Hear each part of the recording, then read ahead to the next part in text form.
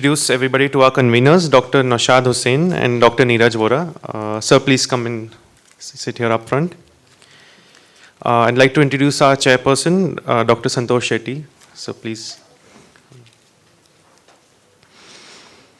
We have a first speaker, Dr. Anil Bhatia, on 10 commandments of a revision femoral replacement, monoblock taper fluted system. Oh shit, I'm so sorry. Do we need modularity? Dr. Dipak Dave, sorry. Yeah, my name is Dipak Dave. The topic is monoblock tapered fluted stem. Do we need modularity? So the learning objectives, we need to select a stem which is useful in majority of types of defects. It can achieve the joint stability and gives predictable stem positions. That's subsidence. And surgical technique should be easy, efficient and reproducible. This is the objective on which the talk is based.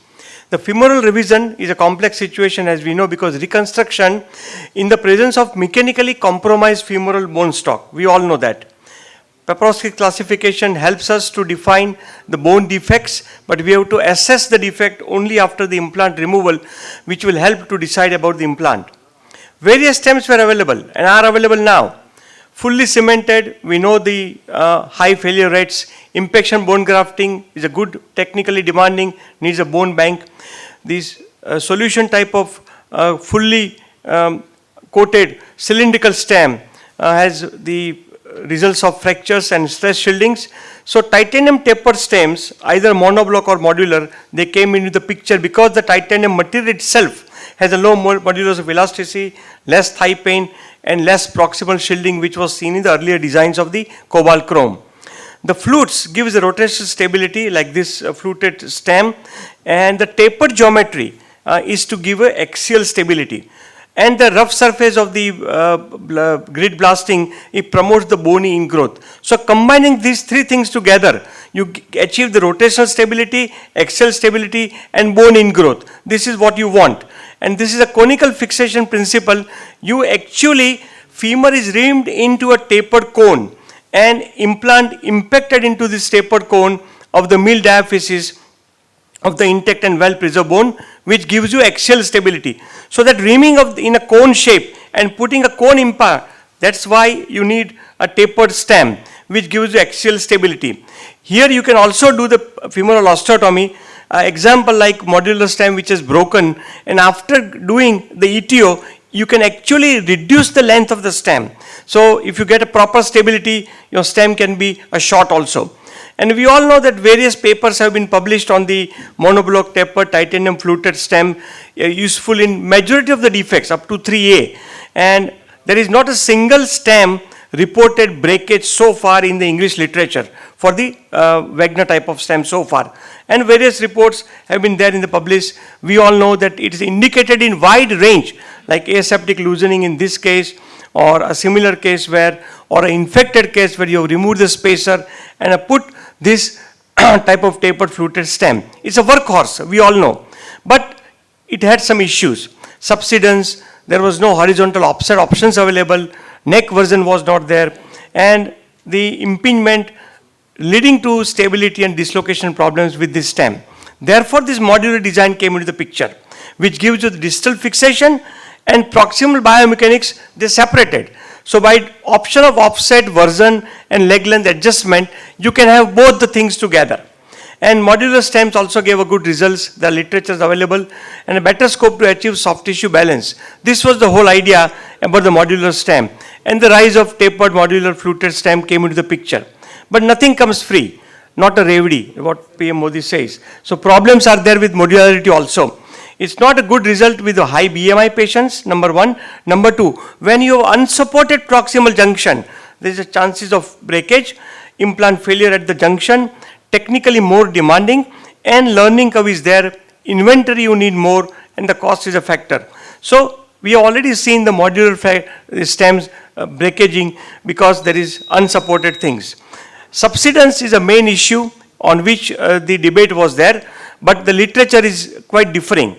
Seating the implant based on the leg length and not the axial stability, that is what we have to look into. And it is a surgical technique which is undersizing are responsible for subsidence. Here we have seen it is subsidence because of the undersizing and not the correct technique. And here we can see that there is no subsidence. Can we combine both these things together? Fixation combined with biomechanics and hip stability. And there the third generation stem came. They changed the flute, they changed the taper angle, and the rough surface blasting also changed. They gave multiple length options, multiple diameter options, horizontal offset options. All these things what we wanted have been given into the newer design. And this monomod stem of the Meril has got 8 to 10 longitudinal ribs, HA coated in the proximal part. So it promotes the osseointegration. Rounded shoulders for the soft tissue irritation, and the bevel tip, which also helps in the lower part to prevent the fractures. And the taper angle has been made optimum. And this stem has got an additional feature of the highly porous proximal femoral augment, which prevent the secondary subsidence, because you can put it there and osseointegration can be achieved. Size starts from 12 for the Asian things. There are various length options, and 2 holes are also there. So you can put the trochanteric wiring. So a lot of designs have been done. The most important and last important point is surgical technique. Here it's one stem only. It's not a modular stem. But you have to do the primary provisional rimming and then secondary scratch fit. This is a surgical technique which you need to learn. And after doing the fitting of the distal part, you adjust your soft tissue balance on the trial, which is like a modular. And then you use a stem, which is like a monoblock. So combining these two with a good surgical technique, you can achieve what you want in the modularity.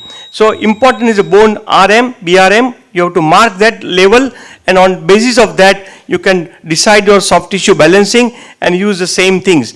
As we all know that these monoblock stems are useful in wide range of conditions, in a fracture, periprosthetic, loosening, infection, implant failure, all of these conditions where you can use this. And the last slide is that combination of ideal leg length, hip stability and implant stability. You want all. You don't want subsidence, you want the balance of the soft tissue. So if you do a proper planning and use these third generation monoblock stems which are designed to give you advantage of modularity, the monoblock and modular stems. And if you do proper trialing and a soft tissue balance, your modularity can be made redundant. So these third generation stems like monomod by Meril, there is another stem also available, but it gives you wide options available to balance the proximal part, the soft tissue length, version, offset, and you can use a monoblock stem like a modular stem. Thank you. Thank you, Dr. Dave, for this extensive elaboration on this new thing in the armamentarium of all the surgeons. To just keep up with time, what we'll do is we'll take the questions later so that we can have the other speaker. I'd now like to invite Dr. Sanjeev Jain for his talk on bearing surfaces in the young hip.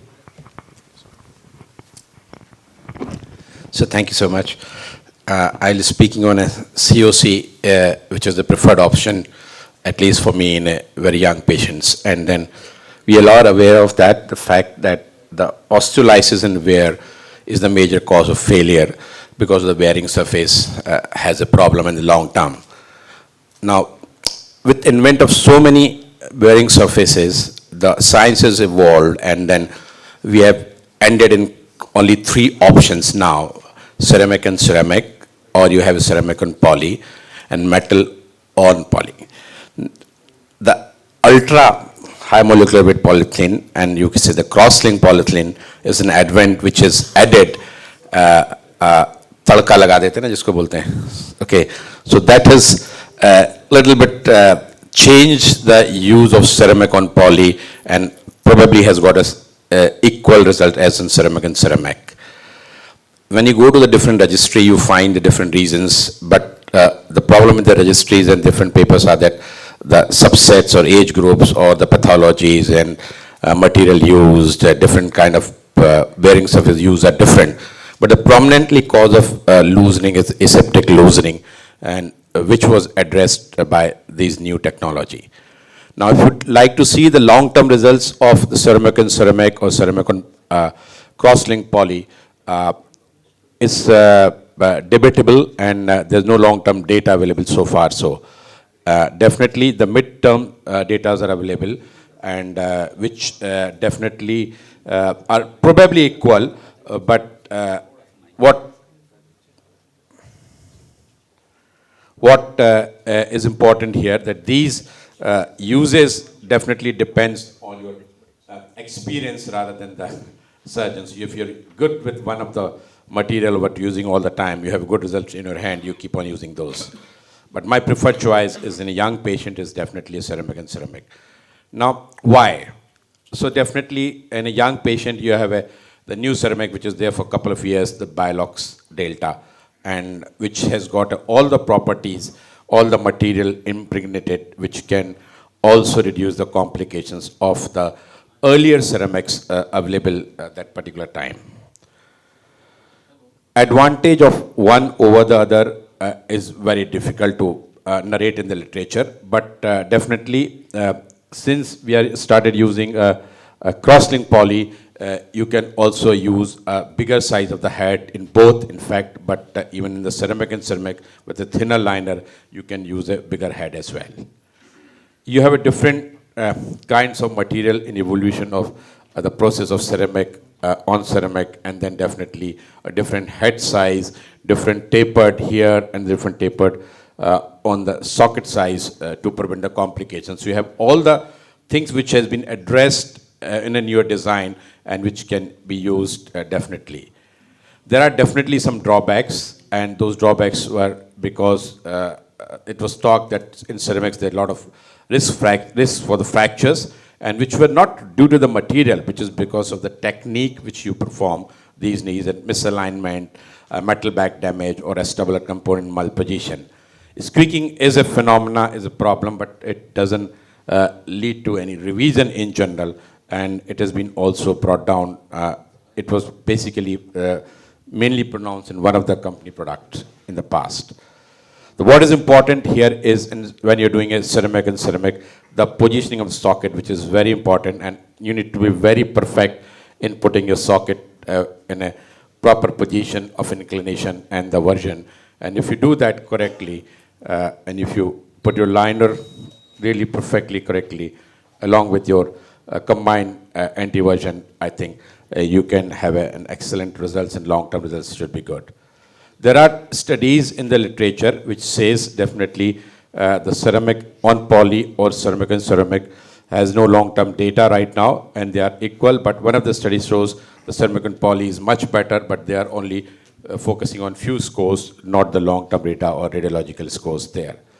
Couple of examples, this patient was a 43 years old, bilateral avian. Of course, I prefer to do, I can raise a lot of debates here. I prefer to do bilateral simultaneously same day in a young patient who is fit. And this is again a ceramic and ceramic hip done, and this is 3 years follow-up for that patient. Okay, of course, I have a short-term follow-up right now with particular design. Time is up?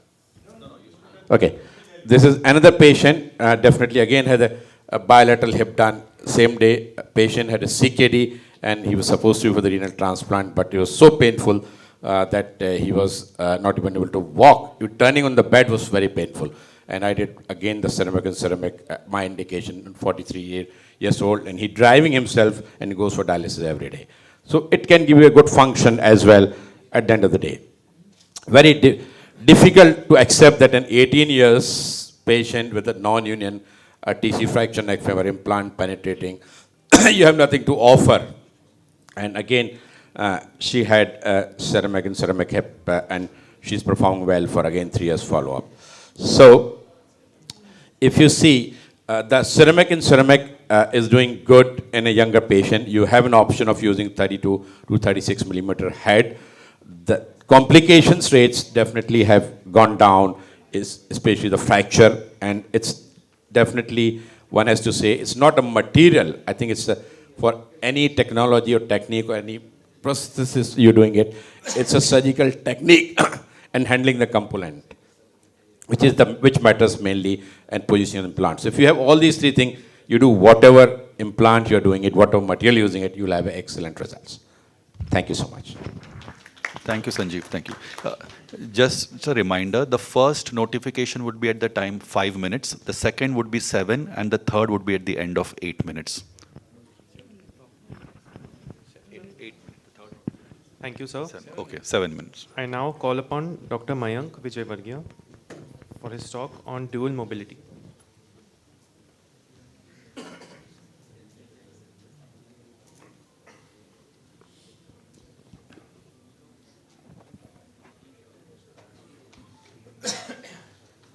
Good afternoon, everyone. At the outset, I would like to thank the WIROC organizing team and the Meril team for having me here. So this topic is of great interest in current era because of the increased popularity of dual mobility in current years and the increased number of cases being done recently.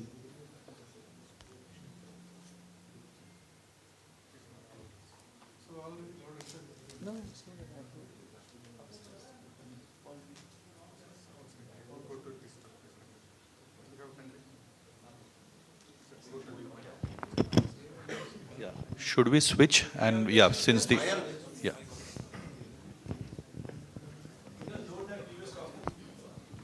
Good afternoon, everyone. Thank you for being here. My name is Supreet Bajwa. I'm a hip and knee specialist. I'm practicing out of Mumbai at Naushad Hospital. I'd like to start off my talk on direct anterior hip replacement, if this can be a part of your armamentarium in India. My disclosures are I'm a consultant for these two companies, but my biggest disclosure is that I'm a trained posterior approach hip replacement surgeon. I'd like to start off by thanking my mentors in Australia. These guys paved my way for taking up an anterior approach in my practice. Anterior approach is not new. It was started in 1881 by Dr. Huter.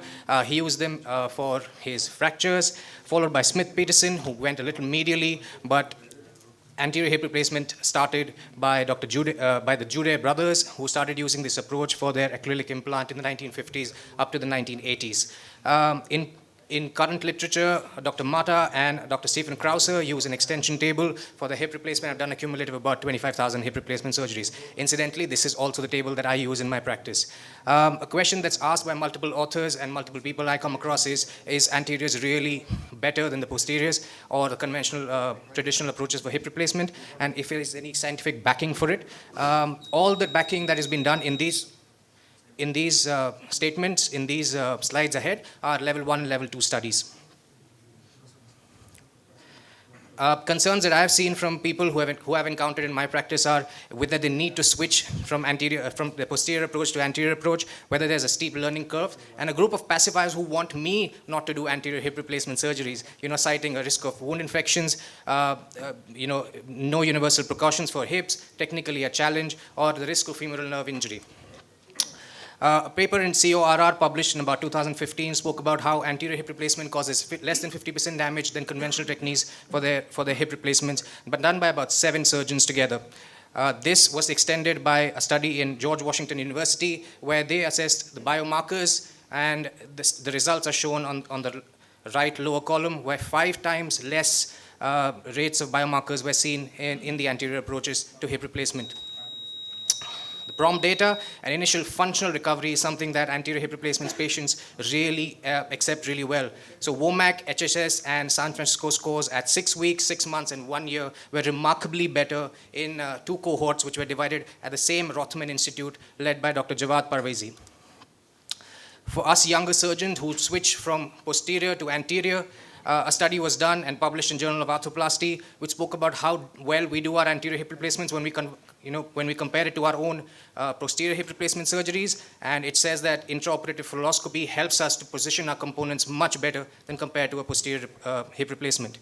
DA as a cumulative lower dislocation rate. This was a massive study consisting of 25,000 patients where the DA approach surgeons, it was the same group of surgeons who did DA and posteriors, and they found that their dislocation rates were less than half in their direct anterior approach hip replacement surgeries when compared to their posterior or conventional approaches to hip replacement surgery. Another couple of systematic reviews spoke about the VAS, incision length, blood loss, length of stay, and importantly, the infections. They were not more than conventional approaches to hip replacement surgery. In fact, were all lower in direct anterior approach to hip replacement surgery. American Association for Hip and Knee Surgery conducts a yearly survey. In 2003, less than 1% of surgeons in the US were doing a direct anterior approach to hip replacement. In 2018, 56% surgeons are doing it. Those are not the numbers that are replicated in India, and out of those 56%, most of them are also doing revision surgeries and complex anatomy anterior surgeries for all their primary hips. Same, in 2018, the John Charnley Award was given to a study which was done by 7 surgeons where they studied the gait analysis in the initial couple of weeks after a hip replacement. They compared the DAA group to the mini posterior group, and the results were astounding. All of them were better than the MIPA group. Does the DAA need any specialist equipment? Yes. Does it need an extension table? Not necessarily. But in my experience, the learning curves becomes much easier and the femoral exposure becomes much easier when you use an extension table. I don't endorse it, but I know that in my private practice, I've suffered greatly while doing a direct anterior on a plain table. One of the criticisms that you can ask about the DAA approach is if it's an extensile approach. I know that there are papers which say that it is an extensile approach. However, I do all my revisions posteriorly, barring a few simple revisions. In India, this is quite fair. Lack of a structured training program for learning DA is a problem that we all face as young surgeons. We have to either go abroad and learn our techniques. We do not have a structured training program for direct anterior approaches to hip replacement surgery, which makes the learning curve to be about 60 cases in our case. Most commonly complications encountered by us young surgeons in those 50-60 cases are intraoperative femoral fractures. Fortunately, these are calcar fractures or perforations which do not need more than a cerclage wire or just a bypass stem. How do we mitigate the learning curve if you're a young surgeon? So these 6 factors really come into account. Reading the anatomy, viewing the hip differently than how you've been trained is very important. Reviewing your literature, credible literature, is very important too. Second, you do your observership, go into centers who perform direct anterior hip replacement surgeries on a regular basis, and attend cadaveric workshop. This is where an industry sponsor comes into the equation. An industry partner plays a very important role. Get formal training, get fellowships, and get in extended surgeon visitations, followed by a buddy system where your mentor comes to your practice and does 5 or 10 cases with you, for you, to elevate the curve. For a practicing surgeon, the diagram there makes a lot of sense. If you have a perceived level of competency and you have a desire to outdo it, it will motivate you to learn a lot more. It has been said that the learning curve for practicing surgeons who have done more than 1,000 hips is less than 20 cases. In my initial curve, patient selection is minimal deformity, and I stick to doing the cases with low BMI, low muscle mass, and long valgus neck. I use this particular table to do a direct anterior approach to my hip replacement in my practice in Bombay as well. This is my workflow. I have an incision. I don't take the bikini incision. I take the straight lateral, vertical incision. I expose the TFL, go into the circumflex, have a neck cut, do my releases, and extend the table. If I had to, I'll release the yellow and the green arrow signifying the piriformis and the green arrow signifying the obturator internus. I never touch the blue arrow, which is the obturator externus. My cheat code. This is what I've been doing and trying to develop with Meril Orthopedics. This is a intraoperative fluoroscopy software where we take preoperative X-ray, take another X-ray after trialing, and this gives us the values that we seek during a hip replacement, which makes this curve much smaller. In my personal series, my operative time has come down from 110 minutes to about 80 minutes. I've done about 59 of these cases. I've had 1 intraoperative fracture and 1 lateral femoral cutaneous nerve palsy. This is what you see. I saw it intraoperatively, a perforated lateral cortex. I bypassed it with a stem. And another case where my patient sent this to me, where he said lateral femoral cutaneous nerve palsy, which was reversed in about 6 weeks. My take-home message is, it's a safe and muscle-sparing approach. PROMs, biological markers, are comparable to the traditional approaches to hip replacement. Learning curve is inevitable. We have to mitigate it by engaging in a formal training program. I'm happy to take any questions from you, even after the presentation. Thank you.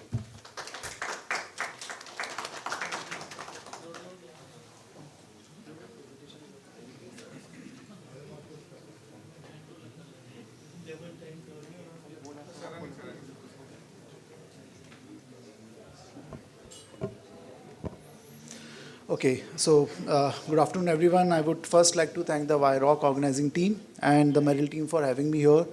This topic is of great interest in current times due to the increased popularity of dual mobility. Are dual mobility 2 heads better than 1? I would like to thank Dr. Agarwal and Dr. Shetty for sharing their cases and for their valuable inputs. These are the learning objectives from my slide. Over the years, in spite of so much development in design and technology, instability still remains one of the main complications after THA, with its incidence as high as 7% in primary cases and 25% in revision cases. Further, the instability rate increased by 1.5% with each passing year. However, in France, the dislocation rates are less as compared to the rest of the world. So why is this French paradox? This is because of the evolution and acceptance of dual mobility socket by Bosquet, where he combined two principles of Charlie's low friction inner head and McIntyre stability concept of larger outer head, wherein during the initial range of movement, the inner head moves inside the outer head, and at the extremes of movement, the outer head moves inside the socket, giving greater range of movement. Further, the jump gap required for the head to come out of the socket increases significantly, giving greater stability. And this was proven in the initial studies where there was significant reduction in the dislocation rate. But what is the catch? Launched in 1974, but is still not popularized until the last decade because the initial studies were with the designer surgeons.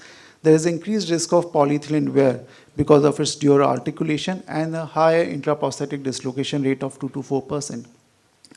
This led to the evolution of dual mobility articulation with current design having a better acetabular cup, highly cross-linked polyethylene, better designed retentive chamber, and round small polished surface stem neck. And this led to a significant reduction in the wear rate in laboratories, and this was reciprocated in clinical data also, where a systematic review of literature showed that there was no intraprosthetic dislocation reported after 2007 in primary scenarios, and in revision scenarios, the dislocation rate was 0.2%. Accepted by US FDA in 2009, after that, there was a significant rise in the use of dual mobility and as well as the number of publications. So what are its indications? Basically, patients who are at increased risk of dislocation, elderly population, patient with fractured neck of femur, prior hip surgery, neuromuscular diseases, cognitive dysfunction, and in revision scenarios. We have our own share of experience with dual mobility hips, where we have published twice, once in JACOT of 150 cases done for varied indications, and where we have concluded that it offers the benefit of stability and increased range of movement as compared to conventional hip. Another paper published in CCOT where 103 cases of fractured neck of femur done, and our outcome was functional recovery and range of movement was better in dual mobility group as compared to conventional hip. And these are some of the cases. Degenerative arthritis, elderly population, prior hip surgeries, case of excision hip, fracture polio, revision scenarios, revision of bipolar to dual mobility hip, and salvage of a typical femur fracture with dual mobility.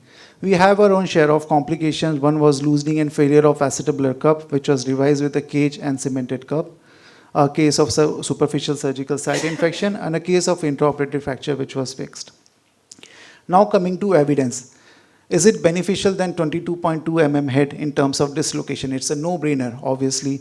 Studies have shown clearly. What about 28 mm head?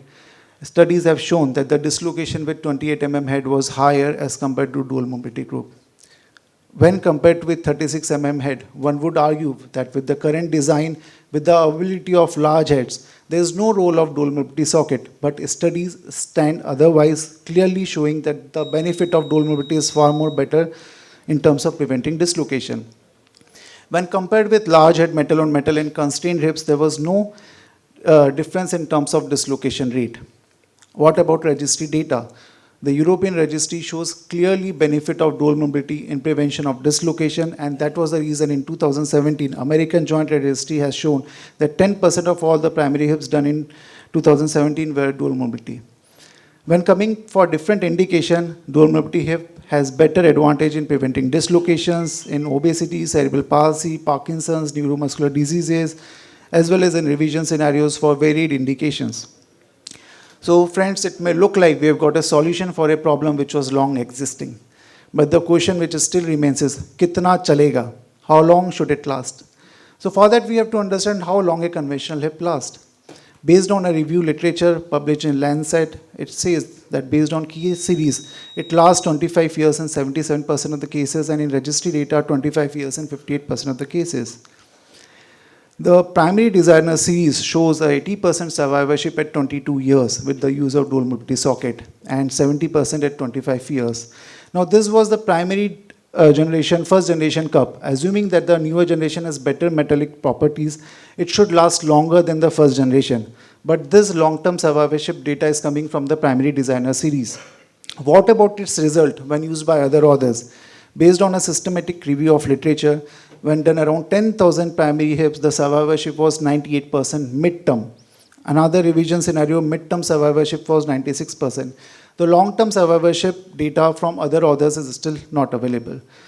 To conclude, my friends, dual mobility hip is a good solution for instability. It gives good early results which are comparable and may be better than conventional hips. In our study, we have seen that most of the patients were able to go back to their pre-injury activity levels, and mid-term survivorship is equivalent to conventional hips. Thank you.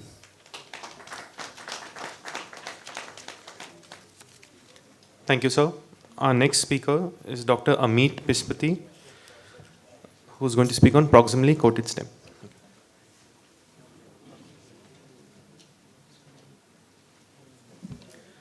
Good afternoon. Thank you very much. This is a topic that's been allotted to me. Is the proximally coated stem a change waiting to happen? Now, I'm sure, having looked at this conference for the last 2 days, you realize what choosing a hip replacement is all about, right? You've seen the number of vendors upstairs, and pretty much it strikes me that almost everybody here manufactures hip replacements. By and large, if you put your hand on your heart, I'm sure you realize that you decide your stem primarily based on the relationship with your vendor, the comfort of doing the hip replacement, and finally, on the longevity of the hip replacement itself. Now, given that, there are different kinds of cementless stems. You have the fully coated cylindrical, which could achieve diaphyseal, or largely in this part of the world, the one that we use is the one that achieves metaphyseal fixation. Or you could have a proximally coated tapered stem, which achieves a proximal fixation. So are there any disadvantages to using fully coated stems? Mind you, the larger market share is the one with fully coated stems. Technically, the disadvantages to using such stems would be thigh pain and femoral stress shielding. But is there any advantage to using a fully coated stem?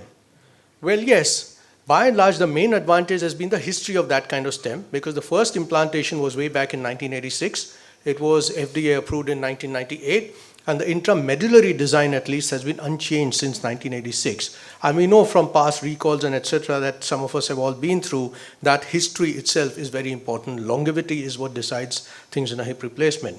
So in terms of a fully coated stem, that's available to us in this part of the world, you largely have a straight stem with a quadrangular cross section, which has horizontal and vertical macro and microstructures, and it's fully hydroxyapatite coated. It works on a fit and fill concept, and it gives you a 3-point fixation, and you got to achieve primary mechanical stability there and then intraoperatively. You have got to have axial stability and rotational stability. You don't have to put in the biggest mother of a stem that goes in at the time. So it's not a canal filling stem realistically, and it gives metaphyseal loading. Now, whether you consider a proximally coated stem or a fully coated stem, multiple studies have shown that you have 98 to 99% survivorship at 10 years for either of these stems. So it really doesn't matter technically which stem you're going to use. Now, this was the benchmark paper quite some time back in the year 2010 by McDonald, by Rorabeck, and by Robert Barak. It was a multi-center randomized controlled trial, and it confirmed that both the fully and proximally coated stems performed well with no clinical differences between the two. And then you had a paper over here itself from the JJ Hospital, which was a retrospective study, compared the proximally coated ML taper stem with the fully coated Korai stem, which showed no difference in clinical outcome scores or thigh pain for that matter.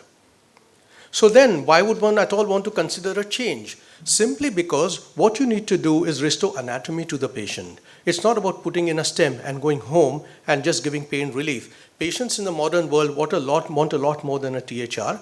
A fully coated stem that's available to us may not be suitable for every single patient because the offset that it provides may not be appropriate for everybody. It may also be challenging to revise a fully coated stem when the time comes for a revision. So have a look at this particular X-ray. So there you are. Preoperative templating having been done, you plan for a total hip. You see now if you go to restore the anatomy, that's the kind of offset you need to give. And if that's the kind of surgery you do, compare both sides, you've given an increased offset to the patient. What that's going to do is giving rise to lateral trochanteric pain and limb length discrepancy, and clearly this patient is going to be unhappy with that. So is there any disadvantage to using this kind of fully coated stem in every single patient? Yes, the offset of this stem is considerably large compared to a proximally coated stem. And if you look at the smallest size of a stem, the horizontal offset is 38.3. Compare that to a cemented Exeter standard stem, which is used in an Indian population, 37.5 offset, versus a high offset stem, which they have a 44. So you're already inbuilding a high offset. So that's going to be suitable only for a certain group of patients, not randomly for every single patient. Now compare that to a proximally coated stem, and the smallest stem has an offset of 36. If you go to a commonly used stem, which may be a 9, 10, or 11, 38, 38.6, 39. So clearly you have the option of using this, and if you wanted to increase the offset, you could use the high offset stem and build in an offset as appropriate, rather than fixing yourself to a generally high offset stem. What about ease of revision in both? So here you are. Here's somebody who's had avascular necrosis, 1987, had this sort of fully coated coral stem, and then you are 15 years later, and then eventually the question is, what do you do when it comes up for a revision? So here's one of our own cases, a fully coated stem over here. We needed to revise this, and you can see the kind of difficulty that you have getting the stem out, full bone ingrowth all the way top to bottom, and then you need a substantially long extended trochanteric osteotomy to get this stem out. Another of our cases also which needed a revision, and I had to do a significantly long ETO to get the stem out. So more morbid surgery, longer operating time, longer recovery time as well. So if you've got a fully coated stem which you need to remove, and if you just put this in unnecessarily, your ETO is going to come up to about here. With the proximally coated stem, if you need to revise it, your ETO is going to come to about here. So much shorter surgery, less amount of bone that's going to be removed. So the proximally coated stems act a little differently compared to the fully coated stems because they are tapered in the ML and the AP planes. They give you all the advantages of a tapered shape. They lock into the stem in the canal in the medial and lateral cortices, and they too enhance the rotational stability. And you have the options over here. You can have a standard offset. You can play about with the offset intraoperatively. So given these two reasons, I suggest there's good reason to be open-minded about these kind of stems simply because you have the option to play about intraoperatively. Not every patient is suitable for a proximally coated, for a fully coated stem. And I think if you keep these things in mind, then you are most likely to come out with a winner on table. Finally, with these kind of current stems which is available with this manufacturer, you can have the option of adding a DM system, you can have a bipolar, or you can have an uncemented cup as well. And that way your patient and you can win all the time. Thanks so much.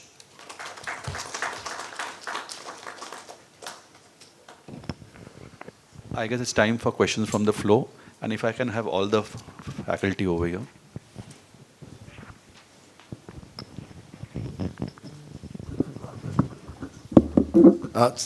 Question to Sanjeev. A very interesting small bone preserving stem. What make is it? This is Stragok. Who makes it? I have a question for Supreet.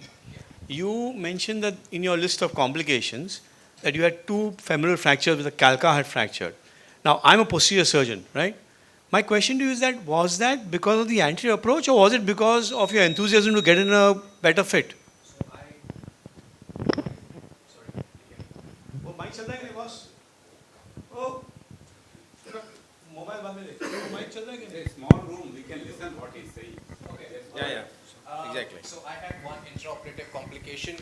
That was not a calca fracture, that was a perforation of the canal. Now that was not a complication of the approach, that was, if I may say, the incompetency of the surgeon. So I did not lateralize my approach enough. I was too zealous, and that patient was done on a table-less anterior approach. So when I came back to India, I had a patient with a BMI of about 40. I was too zealous to do the anterior approach. I did it on a routine table, and I had that complication because I was putting the stem into varus. My hand wasn't down. So that was a technical inadequacy and not something that the approach really does. Approach specific. It was my fault. No, Niraj, this approach, it's your first insertion which causes the perforation.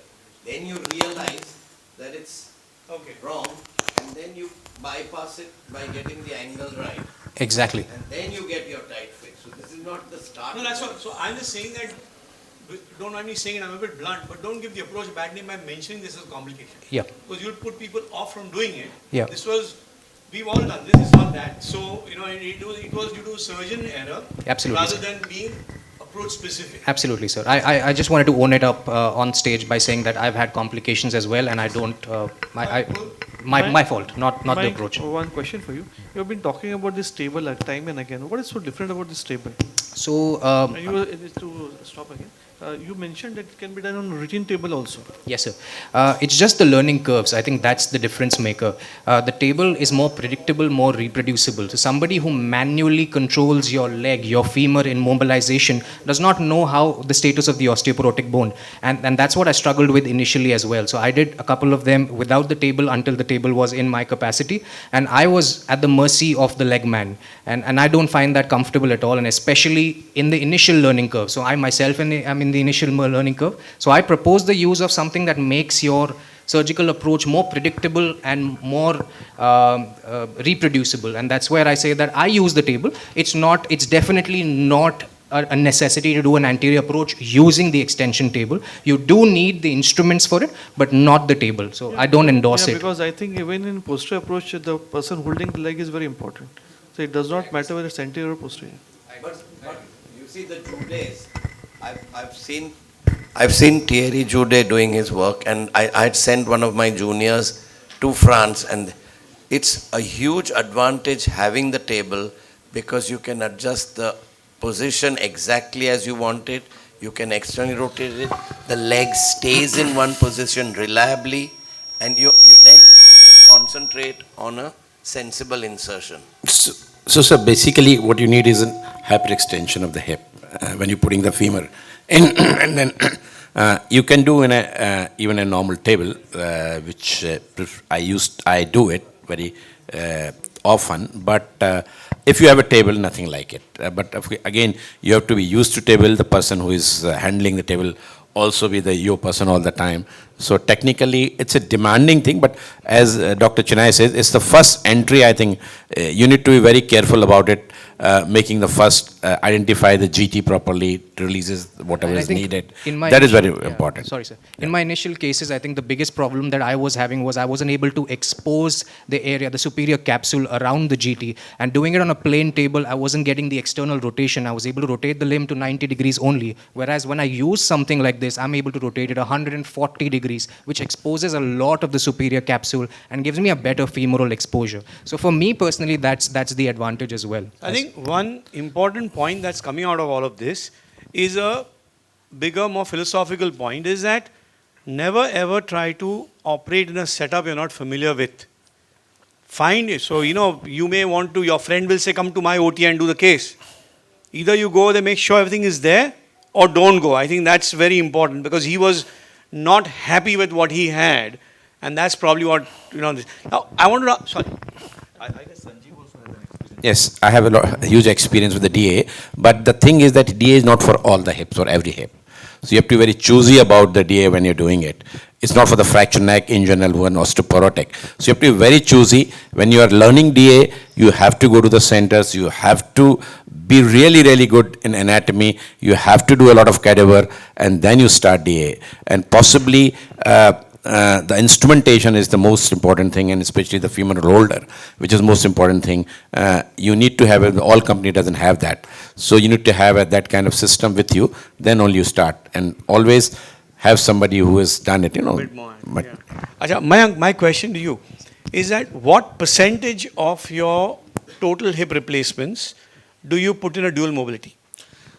So basically, I've pointed out my indications. So for Percentage. those indications, 30%. So why not the other 70 if you think they're both the same and the dual mobility has a lesser risk of dislocation and everything?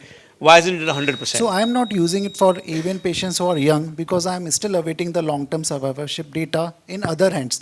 Although the long-term survivorship data from the primary designer series is there, 25 years.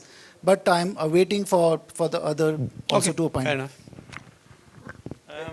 Question to Ameet. That's a very interesting thing. That's very interesting because my dual mobility, initially I was worried about the bearing surface, and I was saying convex poly in a concave metal, which was where Chandli had a problem, but that was Teflon. This is a better polyethylene, and very easy technique, very encouraging results from the world over. And like he says, it's 30%. Now Vivek, Sanjay, and even me, we've started doing it in the younger patients. And I think it's going to last. It's looking good. So you think your practice, you're going to do more and more of I'm dual already mobilities now? I'm already at 50%. Dr. Pispati. I think Which one of the femur papers. condition you will not use the proximal coated stem? Any specific indication where you would not advise to use that stem? Yeah, it depends. I mean, if there's a significant mismatch between the metaphysis, diaphysis, then that also is a problem situation. That's one way I wouldn't use it. Okay, I think we've run out of time. One question. So is that the dual mobility is overrated? Well, what is For it the overrated? instability, like, In orthopedics, everybody's what is it talking, overrated? everybody's From the talking surgeons about onwards. the dual mobility. You've been doing it years together. Even if you do a good channel day today, it will be a stable hip.